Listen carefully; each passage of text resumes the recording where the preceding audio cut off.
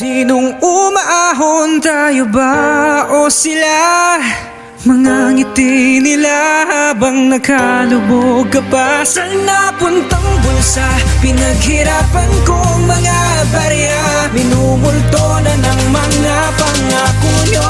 Hoy, makinig. Hanggang ngayon nananatili pa rin pala isipan ng mga nangyayaring problema sa kapaligiran. Sino nga ba talaga ang dapat na pagbintangan? Sa halos di na natutulog na katiwalian na sa gobyerno na nakaupong wala ka nang mabili. Mga kurakot na di na mabilang sa daliri. Bakit nananatili silang mga gahaman? Lubog na sa baha, sila'y bumabaha sa yaman. Ang titibay ng sikura at ang dami ring alam. Mabangong pangako sa una para nakawan ka lang. Ang sarap maging bastos o sumagot ng pabalang. Ibulong sa kanilang tenga na magbitaw na lang. Kasi napakasakit makita na lahat tayo'y bigo. Pero pa nga bang natitira sa inyong matino? Kaya ang karamihan mas pinipili na lang lumikas. Kasi mukhang wala ng pag-asa ang Pilipinas.